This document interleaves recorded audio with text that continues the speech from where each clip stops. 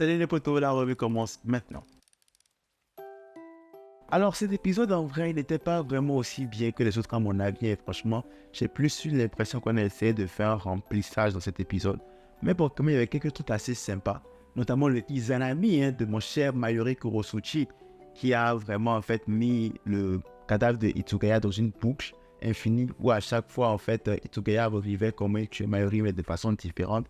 C'était vraiment sympa, puis ça montre une fois à quel point ce gars en fait c'est un génie Mayuri. Il a réussi à créer un médicament qui altère le cerveau au point même de pouvoir permettre à, en fait, à Itsugaya de revivre certains événements de façon répétée.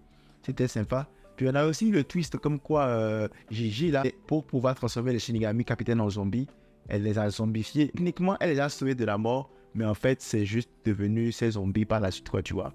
Maintenant, je ne sais pas si le processus est réversible, parce que comme on l'a vu dans la suite de l'épisode, c'est pas forcément réversible. On a plus en fait Mayuri qui a réussi encore par un coup de génie à les transformer en ces zombies à lui, c'est-à-dire à prendre possession en fait des zombies en question, tu vois. Mais est-ce que ça veut dire qu'il y a moyen de les retourner à leur forme normale? Ça, ce serait intéressant de voir comment ils vont faire dans l'anime. Je sais qu'il y avait une explication dans le manga, mais c'était un peu farfelu. Je sais plus trop ce qui s'est passé.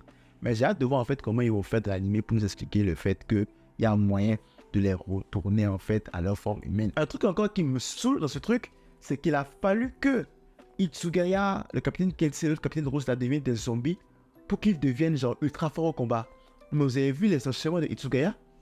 Vous avez vu comment Itsugaya genre, a tabassé les lieutenants là, de la 11e division, même si c'est des lieutenants, ok, mais les mouvements d'Itsugaya, tu verras jamais Itsugaya normal faire ça. Itsugaya normal ne combat jamais comme ça. Pareil pour les capitaines genre Kensei et puis Rose là. Il a fallu qu'ils deviennent des zombies pour éveiller leur potentiel au complet. Mais c'est quoi ce livre? Et aussi le petit code de Mayuri là, qui apparemment a twisté son Bankai pour que son Bankai réagisse de lui-même au coup d'épée. Ça veut dire qu'en fait, personne ne peut le toucher. Donc, on est en train de me dire que là, Mayuri a réussi à devenir imbattable au combat au corps à corps à l'épée. Parce que si on suit la logique, c'est que son épée est programmée pour riposter à n'importe quel coup, sous n'importe quel angle, il me semble, juste à une certaine distance de lui.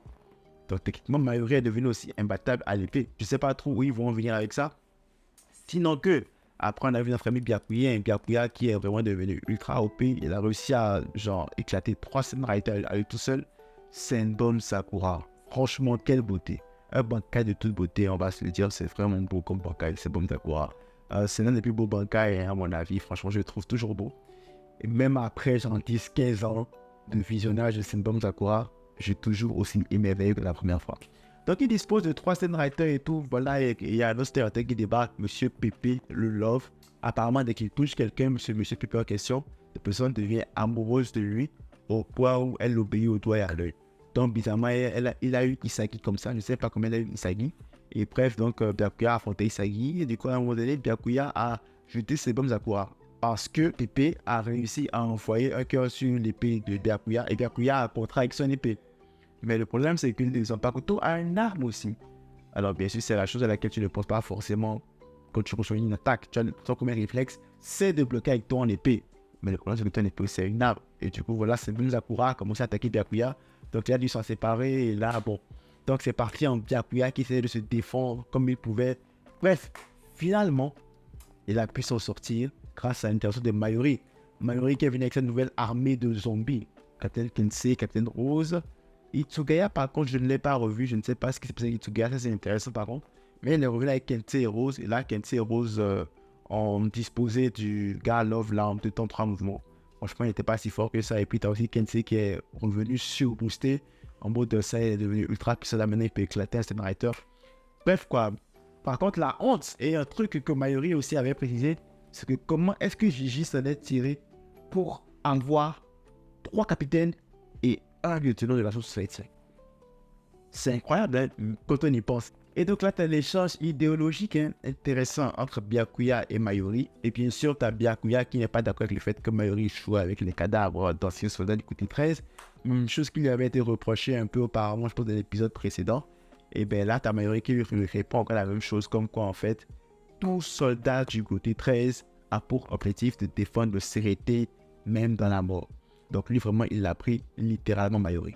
littéralement, alors Mallory, lui, littéralement, il a dit, ok, vous allez me servir de cobaye, vous allez dépendre de sérénité, même en étant déjà mort. Techniquement, ils ne sont pas encore morts quand on y pense, parce que voilà, quoi, ils étaient au bord de la mort, ils étaient transformés en zombies. Donc, pour le moment, ils sont zombies, mais est-ce qu'on va dire qu'ils sont morts?